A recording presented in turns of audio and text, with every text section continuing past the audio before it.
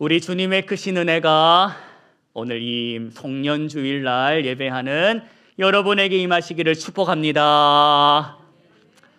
지난 목요일이 무슨 날이었습니까? 성탄절이라고 말씀하셔도 좋고 크리스마스라고 말씀하셔도 좋고, 그렇게 우리 주님 태어나신 날을 지난 목요일에 우리가 보냈습니다. 오후 시간도 잘 보내셨습니까? 모다 아울렛을 갔더니 천안에 있는 사람들이 거기 다 왔나 싶을 만큼 사람들이 아주 많이 있었습니다. 왜 왔을까 하는 생각에 돌아가고 싶은 마음이 있었는데, 그래도 이 좋은 날 가족들과 함께 해야 되겠다 하는 마음에 또 그 시간을 누려왔습니다. 그리고 수삼일이 지나서 오늘을 맞이하였는데, 오늘이 몇 월 며칠이라? 12월 28일이라. 전통적으로 교회는 12월 28일을 하나의 절긴 날로 기념하여 지켜왔습니다. 아주 오래되었습니다. 한 1500, 1700년도 되어 있는 이 전통. 12월 28일이 무슨 날일까? 오늘은 바로 무죄한 어린이들의 날입니다. 무죄한 어린이들의 날 들어보셨습니까? 우리 개혁교회 전통에서는 이 날을 따로 날로 기념하여 지키고 있지는 않지만, 교회력상으로 성탄절 첫 번째 주일날에는 늘 이 본문을 통하여 이 말씀을 묵상해 왔습니다. 오늘은 무죄한 어린이들의 날. 이 날의 배경은 아기가 태어나자 헤롯 대왕이 혹시나 남아있을 그 유대인의 왕, 그 씨를 말리기 위해서 어떻게 조치합니까? 2살 미만의 사내 아이들은 다 어째라? 유아 학살 명령을 내리지 않습니까? 그게 마태복음 2장에 보면 기록이 되어 있습니다. 여러분 한번 듣고 대답해 보십시오. 2살 미만의 남자 아이들이, 그 베들레헴과 그 임방에 있던 아이들이 다 죽었습니다. 누가 이 아이들을 죽게 했습니까? 이 아이들이 누구 때문에 죽었습니까? 어렵습니까? 이 아이들은 헤롯 때문에 죽은 것입니다. 혹시라도 이렇게 생각하실까 봐 이 말씀을 드리는 것입니다. 예수님이 성탄하셨기 때문에 이런 일이 생긴 거 아니야? 그분이 애시당초 성탄만 안 하셨어도 왜 2살짜리 이 아이들이 다 죽어? 예수님께서 오시지 않았으면 일어나지도 않을 일인데 하면서 혹시라도 예수님의 성탄의 그 책임과 이유를 돌릴까 봐 하는 마음에 이 얘기를 제가 꺼내드리는 것입니다. 여러분 다시 말씀을 드립니다. 2살 미만의 남자아이들이 한날 한시에 죽은 것은 누구 때문이다? 헤롯 때문인 것입니다. 헤롯이 자기의 기득권을 유지하기 위해서 그 아이들, 어린 아이들의 생명을 우리가 배운 용어대로 표현해 드립니다. 소비한 것입니다. 헤롯이 지 왕권을 유지하기 위해서 그 무죄한 2살 미만의 어린 아이들을 소비했다라는 것입니다. 나 살자고, 나 잘되자고, 나 올라가자고 다른 인생을 밟고 떨어뜨리고 그렇게 착취했다라는 것입니다. 바로 그런 세상 한복판으로 성탄하신 분이 예수님이셨습니다. 여러분, 예수님께서 성탄하신 이 세상은 바로 그런 세상이었다라는 것입니다. 약육강식의 세상. 내가 올라가기 위해서는 너를 밟아야지 올라갈 수 있는 세상. 너를 이겨야지 올라갈 수 있는 세상.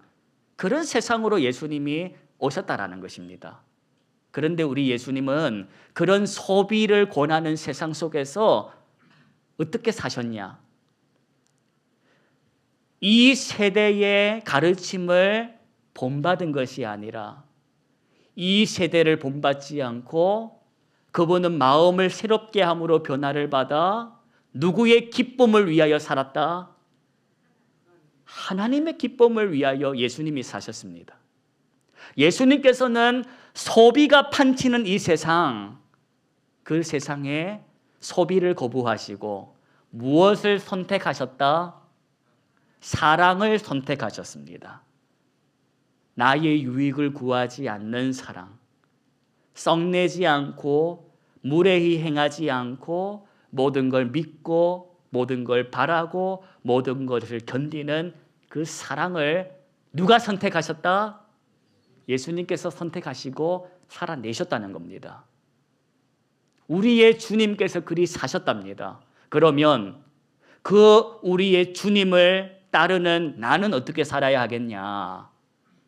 나도 뭘 거부하고 소비를 거부하고 뭘 선택하자? 사랑을 선택하자. 그 삶을 훈련하는 사람들이 성도요. 그 삶을 가르치라고 허락하신 공간이 교회요. 우리는 잘 배워가지고 세상 속에 나아가서 예수님이 행하신 그 사랑을 해보면서 사는 사람들이라는 것입니다. 하다가 실수해도 넘어져도 자빠져도 울어도 포기하지 말자는 것입니다. 하루아침에 달 거라는 착각을 버리고 사랑에 있어서 근육을 길러보자는 것입니다. 여러분, 우리는 성탄의 그 밝은 빛, 그 화려한 조명, 기쁘다 구주 오셨네 하고 찬양하는 그 기쁨만을 보는 수준에서 더 들어가야 합니다. 더 들어가야 합니다. 초보자는 성탄의 기쁨만을 보겠지만 사랑에 있어서 프로가 되려면 거기서 머물지 말고 더 들어가야 합니다. 어디까지 들어가야 하냐? 성탄을 통하여 일어난 슬픔. 오늘 특별히 무죄한 어린이들의 날이라고 했습니다. 그 아이들의 죽음까지도 보고 생각하고 마음을 담을 수 있는 수준으로 들어가야 한다는 것입니다. 내가 보고 싶은 기쁨만 쳐다보는 것이 아니라 그 뒷면에 있는 그림자. 성탄하신 예수님을 계획하신 하나님 아버지의 마음. 예수님이 이 땅에 오실 때에 하나님께서 무조건 기뻐하셨겠습니까? 이제 가면 이 아이는 자라서 종국에 무엇을 지고 십자가를 지고 죽을 거 아닙니까? 저와 여러분은 성탄의 기쁨만을 볼 것이 아니라 그 뒤에 너머까지 하나님의 지극한 사랑과 더불어 지극한 슬픔까지도 볼 줄 아는 그런 안목을 가져야 합니다. 해마다 크리스마스 해가지고 할렐루야 메리 크리스마스로 끝나는 것이 아니라 올해 크리스마스는 하나님의 마음까지 그 깊은 속까지 생각할 줄 아는 그런 저와 여러분이 되었으면 좋겠습니다. 말씀을 봤더니 아기가 태어났습니다. 이 아기가 어떻게 태어났습니까? 이 아기는 성령으로 잉태한 하나님의 자식이었습니다. 성경을 봤더니 이날에 큰 별이 밝게 빛나면서 이 아이의 탄생을 축하했으며 하늘에서는 천사가 노래를 불렀다고 하는 것입니다. 그리고 그 밝게 빛나는 별을 보고 저 멀리 동방에서부터 누가 왔습니까? 박사들이 오지 않습니까? 그 박사들이 밥 사러 왔습니까? 박사들이 왜 왔습니까? 경배하러. 누굴 경배하러? 예수님을 경배하러 왔습니다. 따로 준비한 보배합을 열습니다. 그 보배합에서 무엇을 꺼내어 아기 예수께 바칩니까? 황금과 유향과 모략을 준비한 것을 아기 예수께 드립니다. 아주 귀한 것을 드렸다라는 것입니다. 황금은 왕을 의미하고 유향은 신께 드리는 향을 의미하고 모략은 죽음을 준비하는 것입니다. 그 귀한 것을 드린 다음 드디어 시작이 되는 것이 뭐가 시작이 되냐? 이제 아이와 함께하는 삶이 시작이 되는 것입니다. 아기가 태어나가지고 축하합니다. 축하합니다. 이 축하의 세레모니가 지나가면 현실이 온다라는 겁니다. 현실. 아기와 함께 살아야 하는 현실. 그 현실이 어떻습니까? 행복합니까? 아기가 태어났습니다. 이제 전과는 전혀 다른 삶의 모습이 시작되는 것입니다. 예수님이 태어났습니다. 예수님과 함께하는 삶이 시작이 되는 겁니다. 그런데 이게 웬걸? 태어나자마자 고생이야. 뭔 고생이냐? 살던 곳에 살지 못하고 저 이집트 애굽으로 가야 하는 고생. 가랍니다. 이집트로 가랍니다. 아기의 목숨을 찾는 이가 있으니 이집트로 가서 피해 있으랍니다. 그런데 언제까지 피해 있으랍니까? 언제까지 피해 있으랍니까? 헤롯 왕이 죽을 때까지입니까? 고맙습니다. 그런데 그게 아닙니다. 그건 성경을 알고 있기 때문에 나오는 대답인 것입니다. 성경을 읽었기 때문에 나오는 대답. 결론적으로는 헤롯이 죽을 때까지가 맞습니다만 주의 사자가 요셉에게 말할 때는 그렇게 말하지 않았습니다. 뭐라고 말하냐? 주의 사자가 요셉에게 현몽하여 이르되 뭐라냐? 13절 보십시오. 뭐라고 합니까? 내가 너에게 뭐 하기까지? 이르기까지. 그러니까 헤롯이 죽을 때까지라고 말하지 않고 있어봐. 가 있어봐. 내가 부를게. 이거 아닙니까? 요셉은 바로 이거 믿고 간 겁니다. 이 말씀 약속 믿고 갔다라는 것입니다. 여러분, 하나님의 말씀을 듣고 그 말씀대로 행동하는 것을 뭐라고 부릅니까? 예, 순종이라고 부릅니다. 그럼 순종과 맹종과 복종은 뭐가 다를까? 순종은 앞날을 볼 수 있어 사는 거고, 맹종은 이유 없이 하는 거고. 그럼 순종도 뭐 다른 뭐 이유 있어서 할까? 여러분 잘 들으십시오. 맹종은 생각하지도 않고 무조건 하는 거. 복종은 그거 안 들으면 불이익을 받을까 봐 하는 두려움으로 하는 것. 그러면 순종은 뭐냐? 나에게 말씀하시는 일을 내가 신뢰하기에, 내가 그를 사랑하기에, 그가 하는 말이 지금은 이해되지 않고 설명되지 않고 납득되지 않아도 이분은 나를 사랑하는 분, 나 잘되라고 하시는 분, 이게 그 말씀에 믿고 행하는 것. 그것이 뭐다?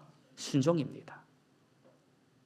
오늘 요셉은 자기에게 말씀하시는 분, 그분의 말씀을 이 상황 속에서는 해석이 안 될 수도 있지만 지금은 이해가 안 된다 할지라도 어쨌다? 예, 순종하고 갑니다. 갑니다. 어딜 갑니까? 애굽으로 갑니다. 애굽이 어딥니까? 이집트로 갑니다. 자, 갔는데 오늘 본문 보니까 19절에 누가 죽었답니까? 누가 죽어? 헤롯이 죽어. 그래서 주의 사자가 어디에 있는 누구에게? 예, 오늘 말씀 보니까 요셉이 어디 있답니까? 순종했다라는 것입니다. 가라고 한 그곳에 갔다라는 것입니다. 자, 그런데 여러분 20절을 보십시오. 제가 읽어드리겠습니다. 주의 사자가 요셉에게 하는 말입니다. 일어나 아기와 그의 어머니 데리고 어디 가라? 그랬더니 어쨌답니까? 21절은 같이 읽겠습니다. 요셉이 일어나 아기와 그의 어머니 데리고 이스라엘 땅으로 들어가니라. 근데 여러분, 그렇게 가라 해가지고 가는데, 이스라엘 땅으로 가는데 가다가 무슨 일이 생깁니까? 뭘 듣습니까? 본문 보니까 아켈라오라는 자가 어떻게 되었다? 유대의 임금이 되었다라는 것입니다. 그 소문을 듣고는 이 요셉의 마음이 어쨌다는 겁니까? 무서워했답니다. 여러분, 참고로 아켈라오가 누구냐? 헤롯 대왕의 아들입니다. 이 헤롯이 죽기 전에 후계자를 지목합니다. 나 다음 이어서 왕이 될 사람은 아켈라오다. 그래서 이제 아켈라오가 아버지 사후에 당시 로마의 속국이었다 보니까 로마의 황제를 아련하면서 나를 이스라엘의 왕으로 인준해 주십시오 하고 간 겁니다. 그런데 이 로마의 황제가 아버지를 이어서 이스라엘의 왕으로 임명을 하지 않습니다. 그럼 뭘로 임명을 하냐? 왕보다 한 단계 급이 낮은 에트나르크라는 직분을 줍니다. 이 에트나르크가 뭐냐? 여러분 성경 읽으시면 분봉왕이라는 말을 들어보셨을 겁니다. 분봉왕보다는 급이 높지만 왕보다는 급이 낮은 그 에트나르크라는 직분으로 아켈라오를 세웁니다. 여러분, 왜 이렇게 되었을까? 아버지를 이어서 이스라엘의 왕이 되어야 하는데 왕이 아니라 그보다 한 단계 급이 낮은 통치자로 세웠다라는 것입니다. 이유가 있었습니다. 이 사이에 이스라엘의 사람들이 몇 사람이 로마 황제를 찾아와 가지고 우리는 아켈로아가 왕이 되는 것을 싫어합니다. 거부합니다. 절대 그렇게 되어서는 안 됩니다라고 상소를 했다는 것입니다. 그래서 로마 황제가 아이고 잘 됐네. 이걸 구실 삼아서 내가 이 이스라엘을 내 멋대로 좀 주물러 봐야 되겠다 해서 왕이 아니라 그보다 급이 낮은 단계로 했다라는 것입니다. 이걸 아켈라오가 알게 되니 자기를 거부한 몇몇의 무리들을 가만두겠습니까? 돌아가서는 어떻게 했을까? 자기의 왕됨을 거부한 모든 사람들을 발본색원해 가지고는 다 처단을 해버립니다. 그러니 지금 이 유대 땅의 분위기가 어땠겠습니까? 살벌하지. 그 살벌한 분위기를 누가 들었다?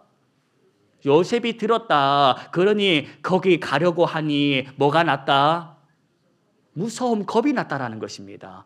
그런데 그때 무슨 일을 또 이루시냐? 하나님께서 그 두려워하는 요셉의 마음을 아셨다 모르셨다?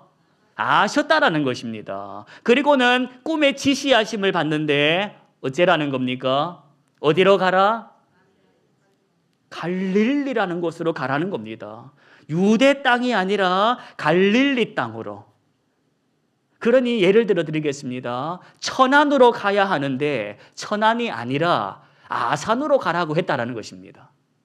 그렇게 유대 땅으로 가려 했던 이 요셉이 겁이 나자 주의 사자는 그 옆에 다른 동네 갈릴리라는 동네로 가게 했고 결국 이 요셉과 이 가정은 어디에 머물게 됩니까? 갈릴리 나사렛이라는 동네에 머물게 되는 것입니다. 이제 여러분께 여쭤보겠습니다. 요셉은 처음 어디 가려고 했을까? 헤롯이 죽었네. 이제 고향으로 돌아갈 수 있네 하면서 본국으로 돌아오지 않았겠습니까? 처음에 어디 가려 했을까? 어디? 베들레헴. 정확하게 어디라고 말하진 않지만 그는 적어도 유대 땅으로 가려고 했습니다. 유대 땅은 베들레헴, 예루살렘 그 동네를 의미합니다. 적어도 이 아기의 정체를 알았기 때문입니다. 이 태어난 아기는 하나님의 자식. 그러니 백성들을 죄에서 구원하실 메시아인 겁니다. 이 메시아가 활동해야 될 무대는 중앙무대. 다윗 임금이 활동했던 거기로 데려가야 하는데 지금 거기로 데려가려고 했더니 그 분위기가 살벌해. 그래서 처당에 세웠던 계획대로 되지 않고 엉뚱한 곳 갈릴리 나사렛으로 가게 돼버린 겁니다. 여러분, 요셉의 마음이 어땠을까? 딱 베들레헴 가야 하는데, 예루살렘 가야 하는데, 그런데 오늘 내 현실의 자리는 어디다? 어디다? 나사렛이라는 겁니다. 지금 요셉이 세운 계획대로 된 겁니까? 된 겁니까? 안 된 거지. 이제 여러분께 여쭤보겠습니다. 올해 마지막 주일을 살고 있는 여러분에게 여쭤보는 것입니다. 여러분은 올 초 2025년도를 시작하면서 세웠던 계획이 있었을 것인데 그 계획대로 되었습니까? 여러분이 생각했던 그 계획대로 다 착착착착 이루어졌습니까? 여러분이 생각했던 여러분의 베들레헴에 지금 가 계십니까? 아니면 이게 뭐야? 왜 내가 나사렛에 와 있지? 하고 계신 분은 안 계십니까? 여러분, 하나님의 사람들은 인정해야 합니다. 인생이란 내가 세우는 계획대로 된다, 안 된다? 안 된다. 내가 세운 계획대로 되냐? 살아보니까 안 되더라는 겁니다. 안 되더라. 그런데 하나님의 사람은 신앙생활을 하면 할수록 이걸 알게 됩니다. 내가 세우는 계획대로는 되지 않지만 하나님이 세우신 계획대로 되어감을 신앙생활을 하면 인정하게 되더라는 것입니다. 여러분, 2025년도 마지막 주일에 한번 우리 생각해 보십시다. 나는 지금 어디 있나? 2025년도 시작할 때에 생각했던 곳은, 내 인생의 종점은 예루살렘, 베들레헴인데 왜 내가 지금 갈릴리 나사렛에 와 있을까? 내가 뭘 잘못해가지고? 아니, 왜 내 갑자기 인생 가운데 이 아켈라오가 등장했지? 내 계획에는 아켈라오가 없는데, 내가 세운 계획은 그래, 헤롯이 죽으면 해결되겠지. 헤롯 죽을 날만 바라보고 헤롯 죽어서 기뻐했고 이제 됐다 싶었는데 왜 아켈라오냐는 겁니다. 여러분, 2025년도에 여러분에게 나타난 아켈라오는 없습니까? 계획하지 않았던 아켈라오, 그게 나타나가지고 내 길을 막네, 나를 힘들게 하네, 무섭게 하네, 두렵게 하네. 내년이라고 해서 그 아켈라오가 없겠습니까? 내년이라고 해서 내가 생각했던 등장인물들만 등장할 것 같습니까? 갑자기 내가 생각하지도 않았던 인생들이 나타나가지고 아켈라오 짓을 하지 않겠냐? 여러분, 기억하십시다. 저와 여러분은 하나님의 사랑입니다. 처음 애시당초 내가 계획했던 유대 땅 베들레헴이 아니라도 괜찮아. 갈릴리 나사렛이면 어떻습니까? 나사렛에는 뭐 하나님이 안 계십니까? 나사렛에 가면 죽습니까? 망합니까? 나는 내가 계획한 곳에 서 있지는 않지만 하나님이 계획하신 자리에 내가 서 있다는 것을 인정하자는 것입니다. 여러분, 내가 계획한 자리가 아니라도 괜찮지 않습니까? 내가 하나님이 계획하신 자리에 있다라는 믿음으로 살아보자라는 것입니다. 하나님이 여러분을 사랑하시지 않습니까? 그 하나님께서 여러분을 사망의 음침한 골짜기에 두고 혼자 가시겠습니까? 억한 심정으로 한번 굴러봐라 하는 마음으로 눈물의 골짜기로 인도하시겠습니까? 하나님을 신뢰하면서 살아보시라는 것입니다. 내가 애시당초 처음 계획했던 자리에는 없지만 하나님 계획 안에 내가 있음을 믿음으로 선포하자라는 것입니다. 때때로 살다가 아켈라오가 나타나가지고 힘들어 하신 적도 있으실 것입니다. 왜 그게 나타나가지고 내 길을 방해해? 왜 그런 일이 터져가지고 날 울게 해? 그러나 여러분, 우리가 그 아켈라오로 인해서 죽었냐? 망했냐? 아니라는 것입니다. 그걸로 인해서 슬퍼하고 힘들어하고 아파했기는 건 사실이지만 나는 오늘도 살아있다. 나는 오늘도 주 안에서 살아있다.